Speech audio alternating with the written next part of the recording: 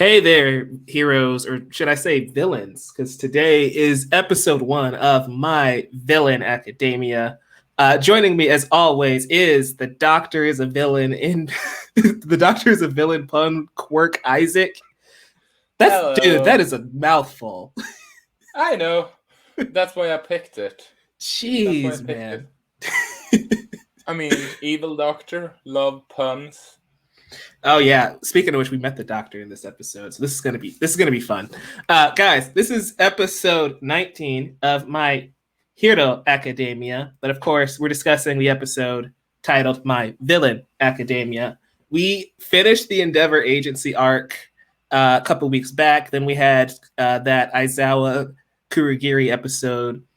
Isak, I just want to ask you right quick, what were your thoughts on how they handled the Endeavor arc? Because we didn't touch on it last week, really, but that one is like officially in the books and over. All things considered, I actually think it was handled really well in terms of. Let's not look from the perspective of when it's supposedly chronologically occurs and all that. Just as a straight. In terms of adaptation and all that, yes, I think they made a phenomenal job with that arc, and honestly, it how should I put it? It made me just wish that I know that this is maybe a hot take or not, but the class 1A versus 1B is an arc, even though they Deku unlock a new power.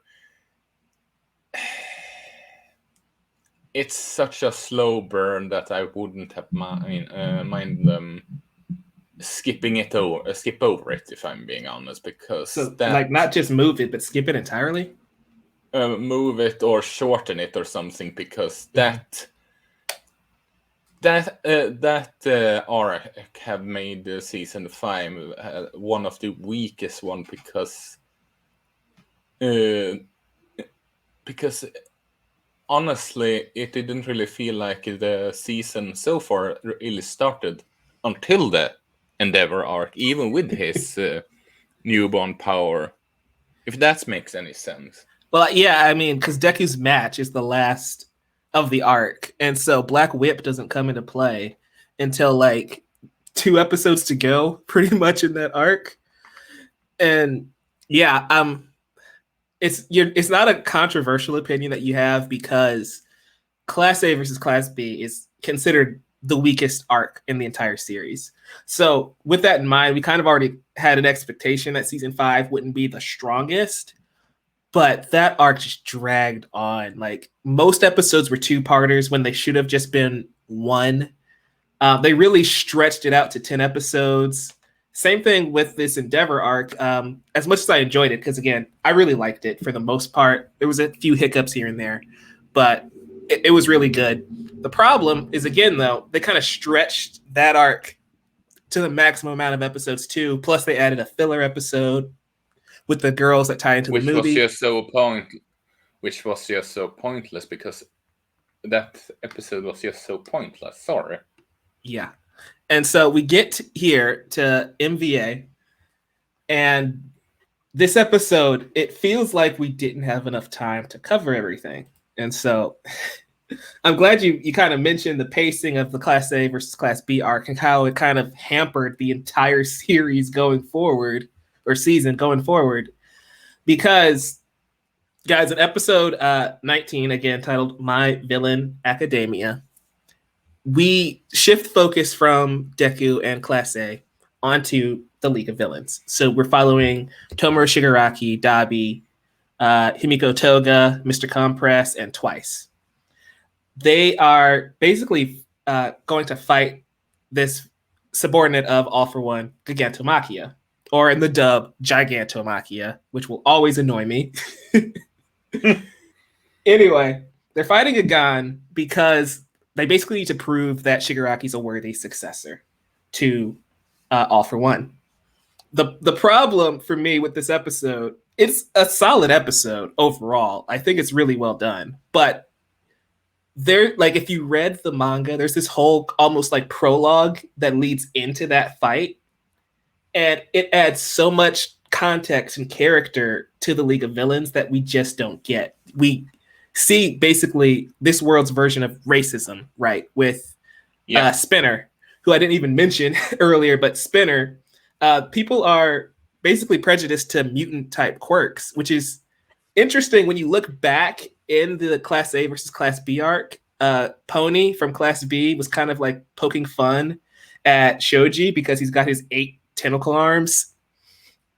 And so that was kind of a hint at people make fun of them because they're different. And he kind of just has this big fight at the start of that. You see that the League of Villains are broke and they have no money and they're barely able to survive. And this is their one chance to kind of pull it together and make a move. And the anime didn't show any of it. You know? And again, it picks up from the at the Gigantomachia fight, which is a big moment, but they just lost a lot of the character and kind of the more intimate moments, which I guess they felt they could cut because in the grand scheme of things, they don't affect the story that much. But it's what makes you sympathize with these villains. And that's the entire point of this entire story arc, is that you learn to appreciate all these characters who we've known for over 100 episodes, but they grow on you, right? Nobody really took Shigaraki seriously until this episode, honestly, because in this episode, he has Deku's drive and determination of, I'm going to fight Gigantomachia for months without stopping just to get what I want. And he's doing it with this crazy smile on his face. I don't know, Isaac, like, was cutting out that content that big of a deal for you since you are a manga reader, or do you think on its own this episode, stood well? Honestly, I might not think it was when I heard from you.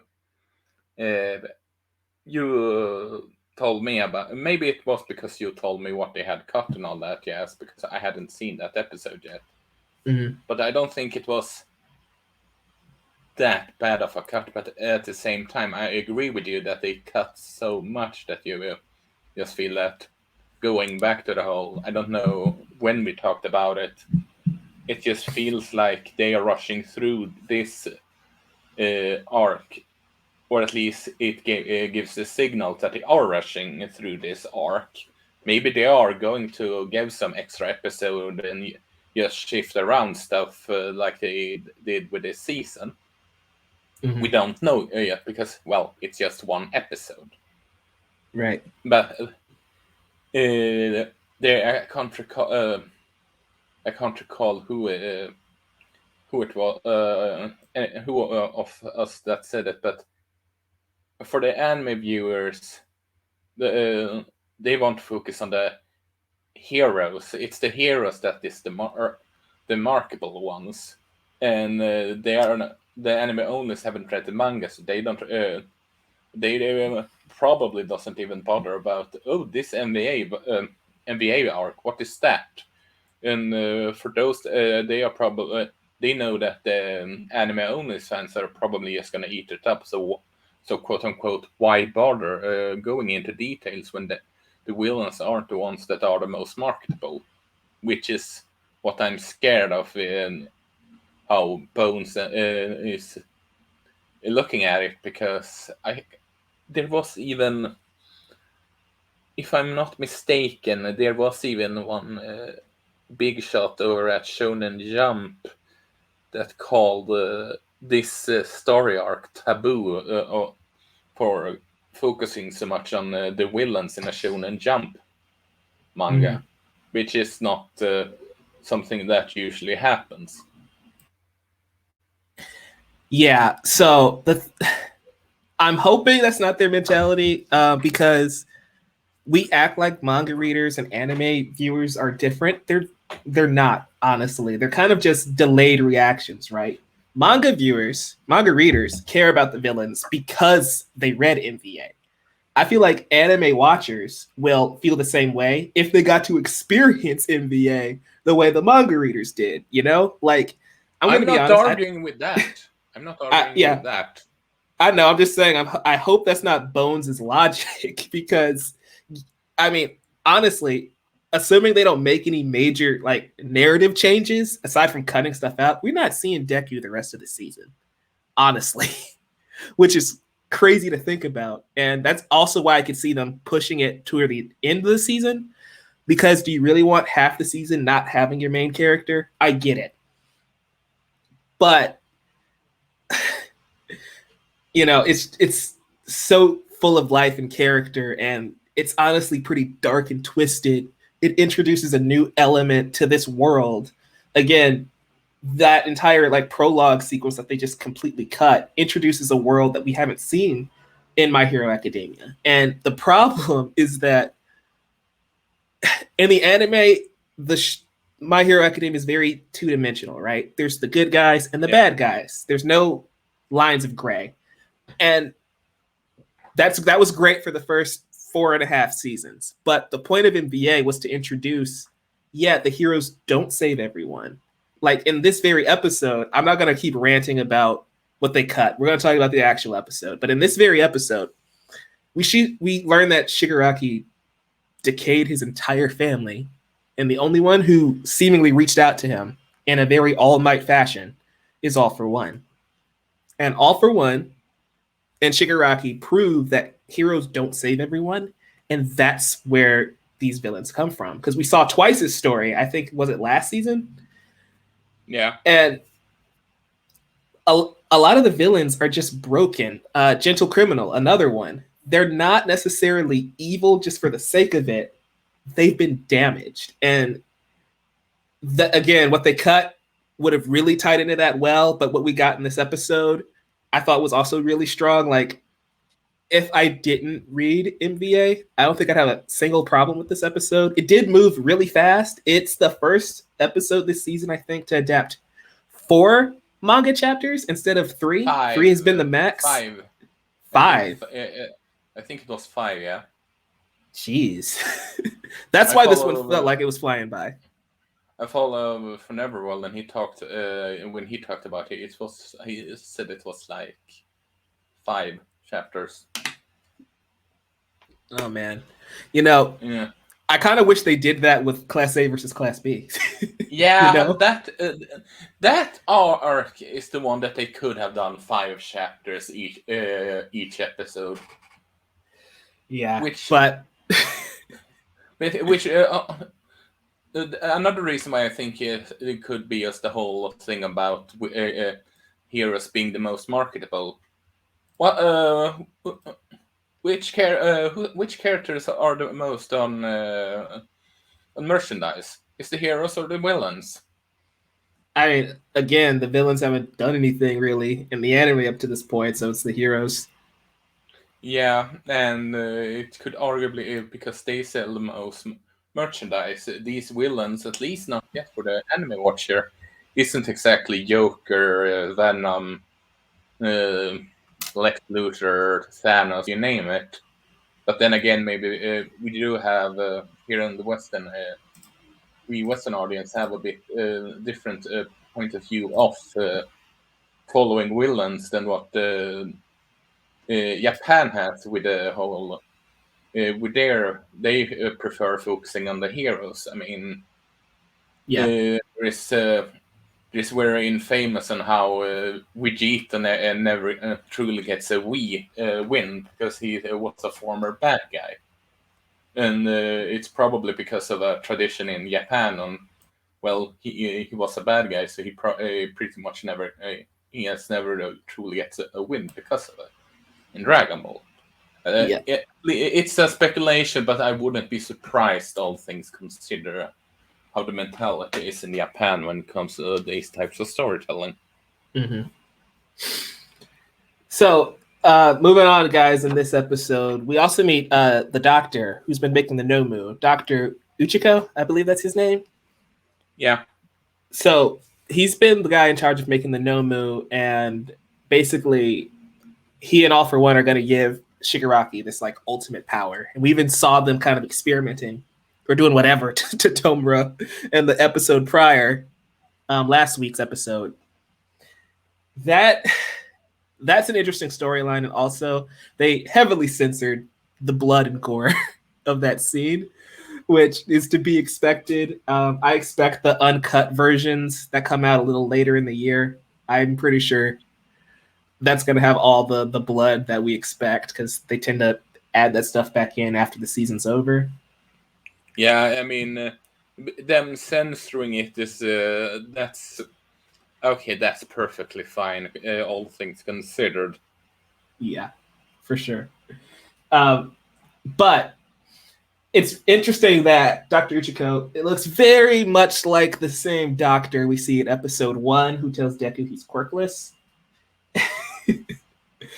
And so Good they got some point. explaining to do. Good. I haven't even thought about that until you said it right now. Which is, yeah, it looks like it's the exact same man. And that makes me have so many questions. Like, Deku being quirkless is pretty rare, but it's like, what if Deku had like this badass quirk that All for One just kind of stole from him without them noticing? You know, those are the things that come to mind because the episode before this one, we were talking about All for One saying that he purposely targets UA because that's where all the good quirks go, right? They become heroes. The ones with strong quirks go to UA. And so it's like, what if Dr. Ichiko and All for One have been stealing quirks from children all this time? I never thought about that way. That could honestly be something. That's my crazy theory for the day, guys. All for One, Dr. Ichiko have been stealing quirks. They may have stolen one of Deku's quirks. I don't know. Probably not, but just something to think about. Isaac, one thing I want your opinion on, because we've been talking about how they rearranged the arcs. And so this episode is the first time you kind of really feel it, because it kind of just starts off with one random day in October, even though we're past New Year's in the timeline. So we flash back to October. We flash back to before Endeavor fights the Hayanomu at the end of last season. It kind of got a little confusing timeline-wise. Were you able to keep up with any of that? Yeah. It sort of. Just, okay, October. Knowing the whole Liberation Army, it should, I thought, okay, he probably got the question was, when did Hawks hear about it all? For my book, since he gave the note to Endeavor. That's my in terms of timeline with how they approach that. I'm just waiting.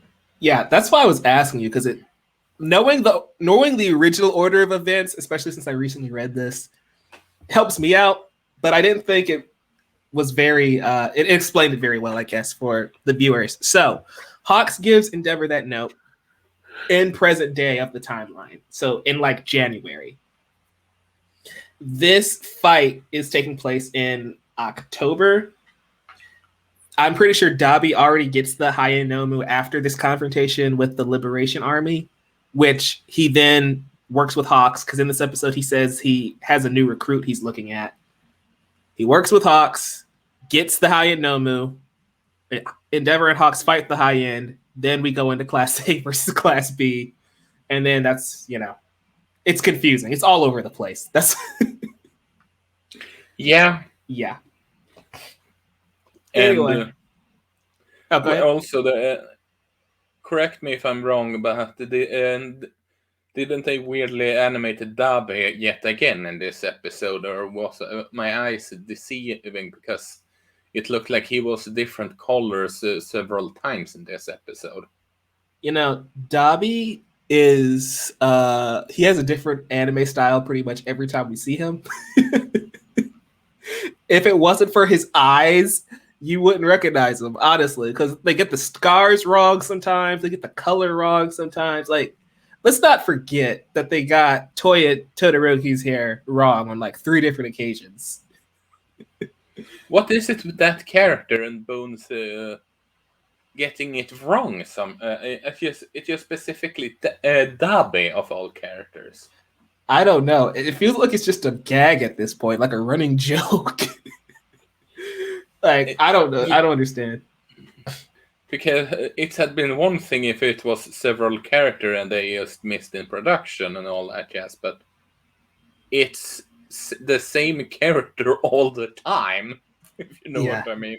And he's not that hard. I mean, he's got scars on his eyes, down his neck and chin, on his arms, not on his hands. That's it. That's Dobby, you know? Yeah. Watch it been. Imagine if it has been All Might, and then they had accidentally animated Small Might when they fought and doing animated him as All Might when he was not in fighting condition. That would have been weird. That would have been hilarious. It's like, how drunk were they when they published this episode? Like, nobody would have caught that. Yeah. Watch Team 4-Star doing a bridge version with where that's what's happening. You meant, yeah. I want your I would, opinion on this Reed Destro guy. So we get introduced to this dude, another kind of like overhaul last season. Yeah, last season. Man, time's flying. But Reed Destro kind of wants to partner up with the League of Villains in a sense. But yeah, they have the army of 100,000, which we learned previously that that's who Hawks is investigating currently. So we assume, unfortunately, we kind of know that Shigaraki and his team somehow pulled a big upset of 6 to 100,000. But yeah. how do you think that's going to go? I like Shigaraki's idea of leading Gigantomachia to the Liberation Army, and he's basically going to be like, he's going to be their secret weapon, essentially, right? He's going to use them to wear him down. I mean, it makes sense considering their giant is a walking. I wouldn't say walking atom bomb, but he's a walking destruction machine, and he could probably take down if you a good chunk of them, considering how powerful he is. Yeah, and like he only sleeps for like 3 hours, and he's just been fighting them all the time. And Tomer is barely taking breaks. I think again, this episode it really shows us the character of Shigaraki, though, that he is willing to go to these lengths to get his twisted dream, right? The dream of he wants to destroy everything. I was talking to a friend, though, who's an anime only, FYI. I was talking to a friend, and he wanted to know what's going to happen between Shigaraki and All for One. Because it feels like they have very different goals, right? All for One is kind of this regal, I want to basically dominate everything, be the king of everything, right? Whereas Shigaraki wants to just destroy everything in his path, no matter what it is. Again, you being a manga reader makes these questions hard to answer, but it's like, you think that'll ever come back? Because it feels like they want very different things, and it kind of also feels like All for One's manipulating this child that he found by like forcing him to wear the hands of his family on his body. I mean, one thing is for certain though: the scene where they have him as a kid just going haywire of his mind all shattered, and they have they animated sort of like there are mental shards, mirror shards around him that moves, so he sees his family there, and he just breaks. That was one of the best scenes in the entire episode, and I think if you're an anime watcher, it should. I think that's a way to. How should I put it? It makes you feel for Shigaraki. It makes you feel for Shigaraki, but also it signal boosts that something is up with him taking in Shigaraki, if you know what I mean. That's what my I speak from my little sister that hasn't read Isn't on speed with manga, and they are hinting towards something, aren't they, with that scene in particular? Well, remember, we already know that Tomura is the grandchild of Nana Shimura, Yeah, the one for all user before All Might. So it's like we already knew he had bad intentions when he took the kid in, but it's like I don't know, man. It's just way more twisted than you think about. I just like the payoff of Shigaraki calling the hand on his face father in like season yeah, 3. Like seasons ago he said that, and it was kind of weird when he said it then, but it's like, oh, literally was his father.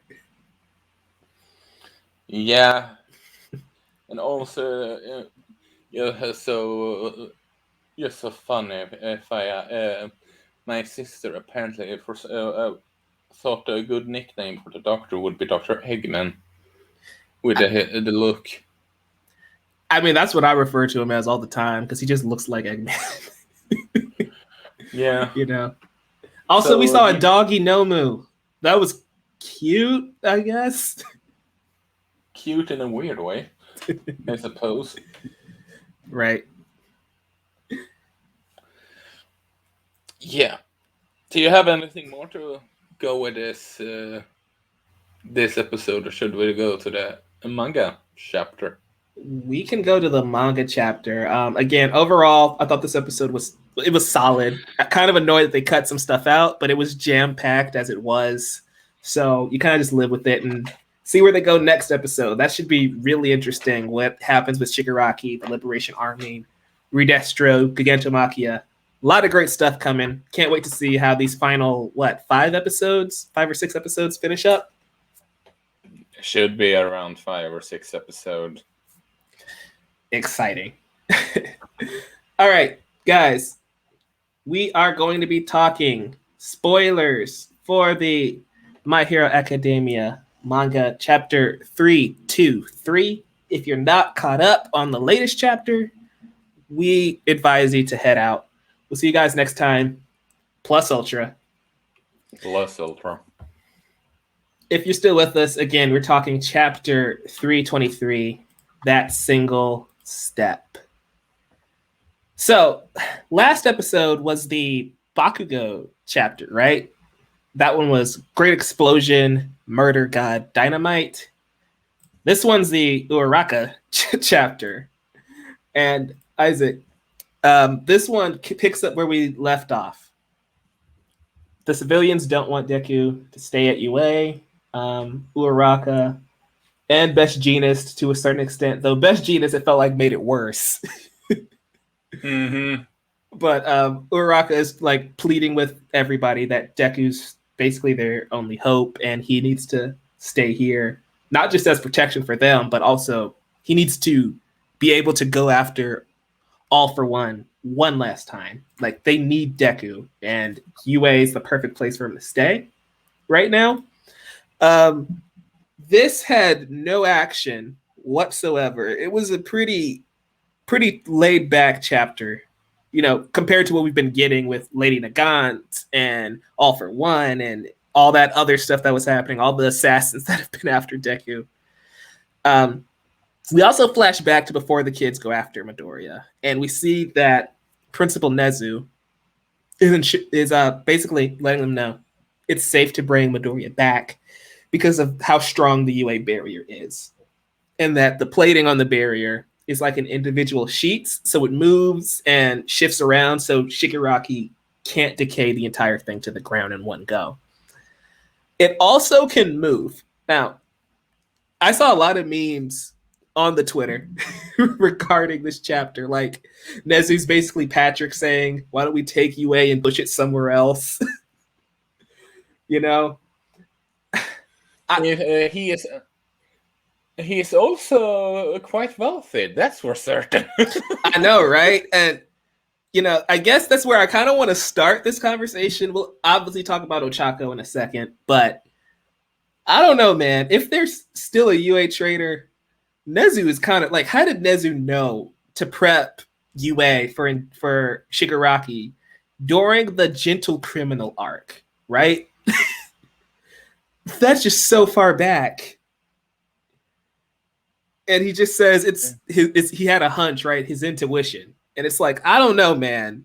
Something feels a little off about Nezu. He knows a little too much, in my opinion. To some extent, honestly, maybe it's just that, how should I put it without sounding too negative? It could just be Horikoshi written himself into a corner, so to speak, and that this was the best excuse he could have come up with, if you know what I mean. Yeah, I do.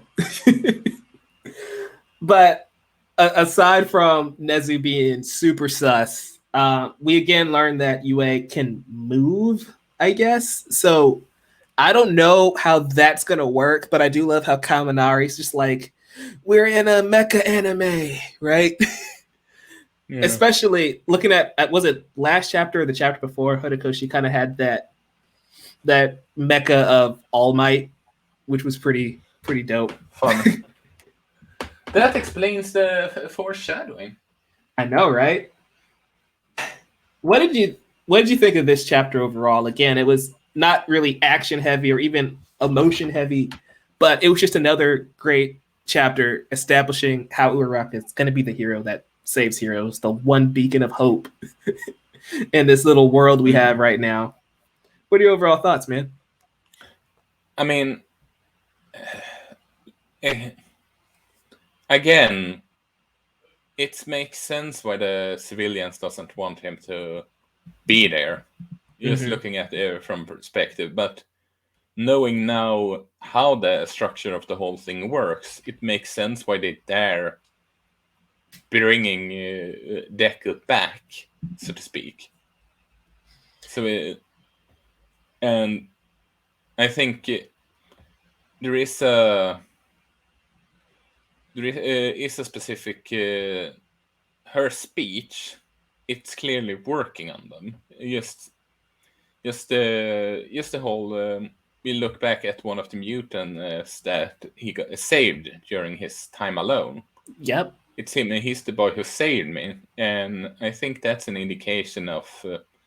And she wasn't the only one that he saved. Not at all. And honestly, the chapter does a great job of kind of recapping everybody he's ever helped. You know?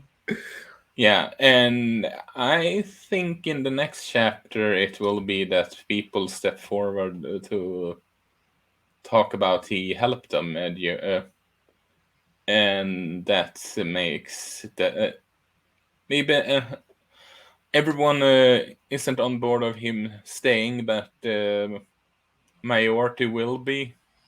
At least for a day to get the kid a shower and a sandwich. You know? Sort of. But I appreciate, like, in page 8, we see his mother, we see Eri, we see Kota, and it's like we even see Jiro's parents in the crowd. We see Uraraka's parents when she kind of leaps up in the air. I like how we get those subtle nods. If you recognize their faces, you all these different characters throughout the series, big or small, are kind of here in this moment. And like you said, I fully expect them to step up, all these other characters to step up to protect Midoriya.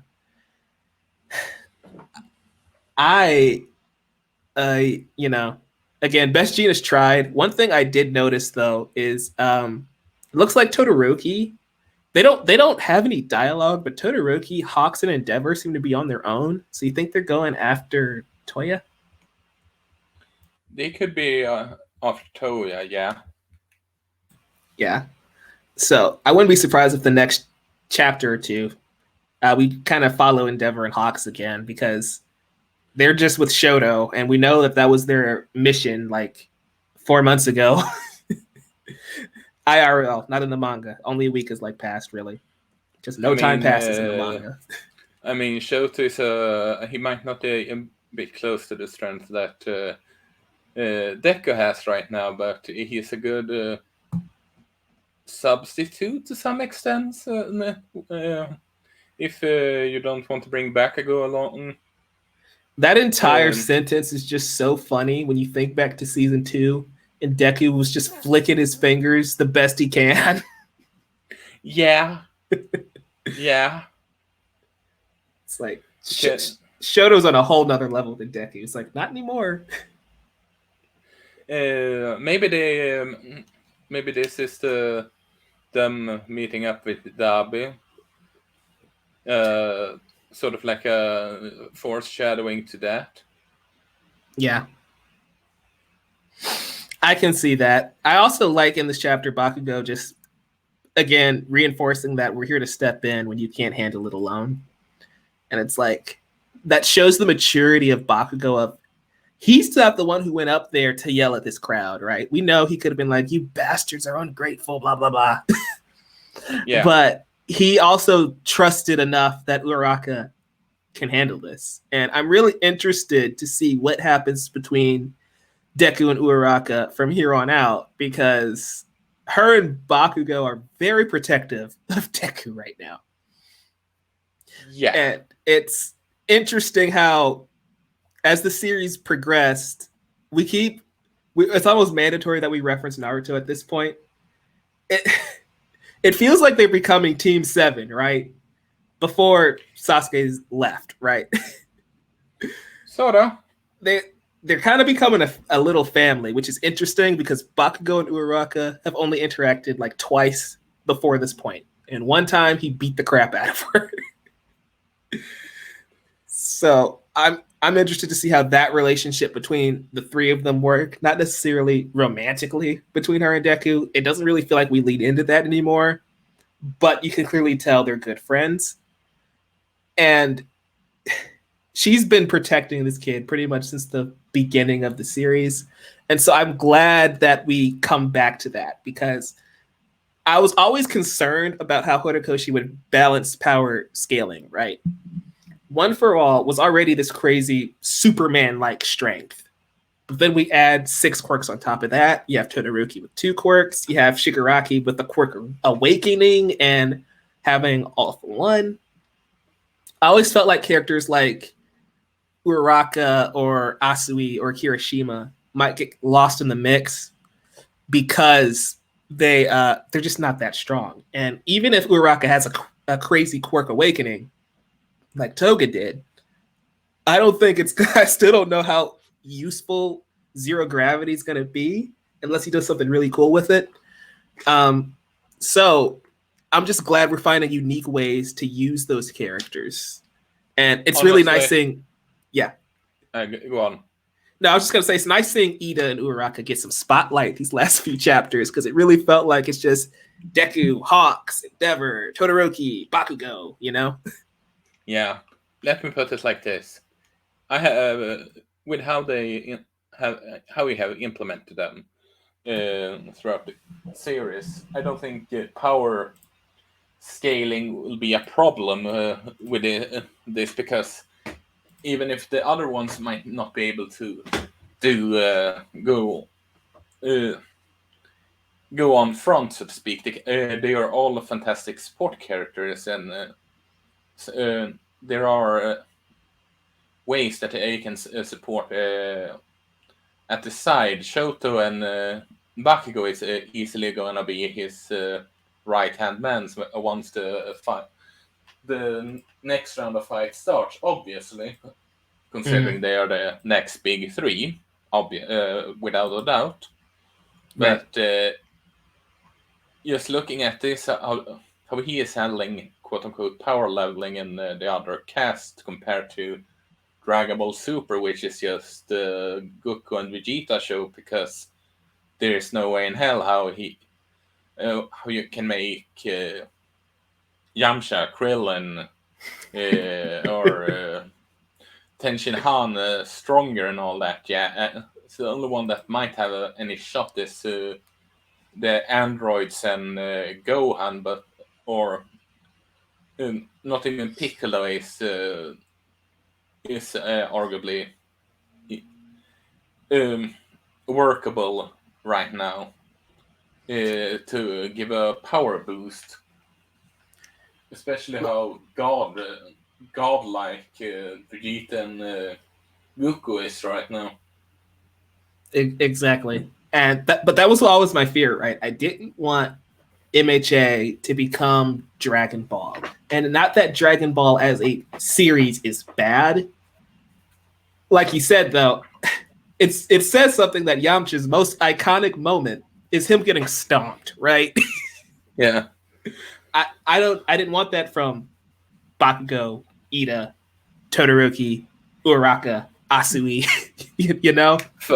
Yeah. Fun fact: there is a spin-off manga that is about a big Dragon Ball fan who dies and is reborn into the Dragon Ball world as Yamcha and knows everything that's going on. So he trains so not see doesn't die and in the specific spots and all. I think I saw that on Viz yesterday. I was just kind of scrolling through. I'm just like, what? It's kind of fun. It sounds great, honestly. Like I love spinoffs like that. Those are great. But yeah, I don't. Maybe they are. Everyone isn't fighting all for one head on at the end of things. That I never saw happening even in season 1 or season 2 or in the beginning of the manga. Mm-hmm. But I do with how he is incorporated and handling everyone else into this whole story. I don't think. Don't think it's worth worrying and that won't they won't be handled. They will get their spotlights. That's what I'm trying to say. Yeah. And if this is the final moments, this might be Uraraka's spotlight right here. And is it an action scene? No, but I appreciate again seeing Ida and Uraraka these last few chapters was really awesome to see. And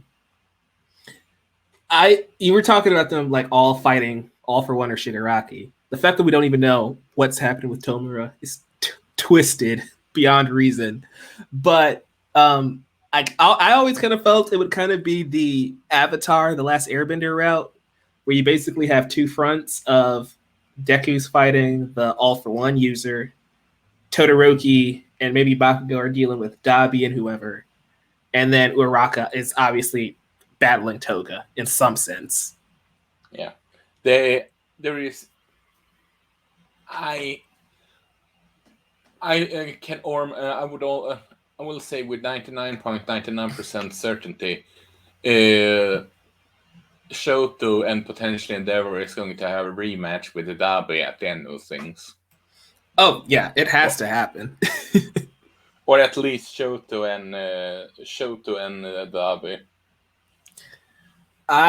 If we're still talking crazy theories, my theory is that Endeavor might actually die fighting Dabi. Die by Dabi's hand, maybe.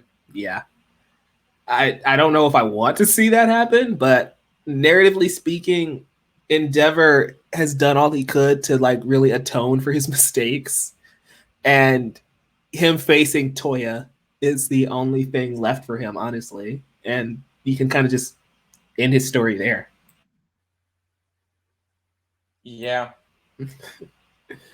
Exactly. But that's all I've got for this chapter. Was there anything else you wanted to touch on at all? No, not that I can think of at least. Okay. Oh, by the way, guys, movie 3 is the biggest My Hero movie of all time. So check that out when you have a chance. It's only in Japan now. So if you're in Japan, again, tweet us or leave comments with your reviews of the film. We'll be covering it whenever it releases in the States, and eventually when Isak gets a chance to see it in Sweden 5 years from now. Or maybe I just hopefully they put them at the cinema like they did with Mugen Train. Fingers crossed. Well, again, guys, that was episode 19, My Villain Academia, chapter 323, That Single Step. You can find the Amateur Otaku on Twitter at Amateur Otaku Pod. You can find me at Novice Cinephile on Twitter and on YouTube. You can find Leo Rydell. He didn't join us for this one, but he'll be back soon. At rejected_Leo because his main account was taken down. You can also find him at Geekly Goods on YouTube and on Twitter. Isaac, where can they find you and all the great stuff you've got cooking up soon? Well, you can find me over at Emblemaniac on Twitter, and you can find my work over at Wobem Entertainment. I have 4 reviews planned of writing. I'm just done with the great Isak Eternal Chronicles, just waiting to get that checked out before posting. I have Monster Hunter Rise, Monster Hunter Stories 2, and on top of that, I have Nia The Well Ends With You, and I have a little short anime review of Horimiya that I don't think we are going to cover here on the show, so I thought I might as well do a review of that, because I felt I wanted to write about it. Also, Nia The Well Ends With You is a big-ass, long game, but that's Square Enix for you.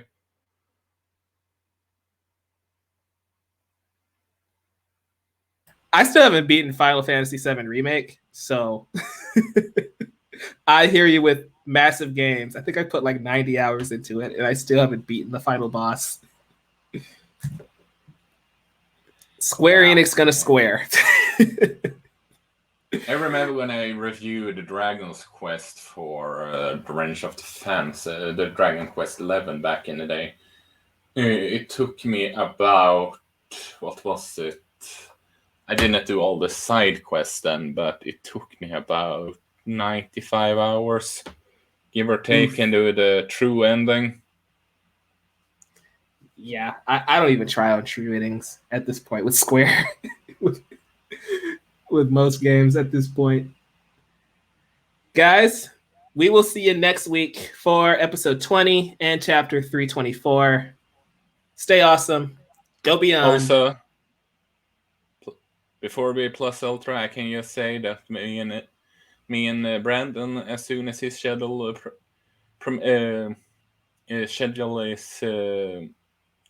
giving him a green light, we're going to cover Mugen Train. Yo! So excited. I'm actually going to start Demon Slayer sometime soon. No promises. But yeah, looking forward to that. And you can, did you mention his Twitter? I did not. You can find our good friend Brandon Alvarado over at Scarlet Fan 52. Yep. We'll see you guys next week. Go beyond. Plus ultra.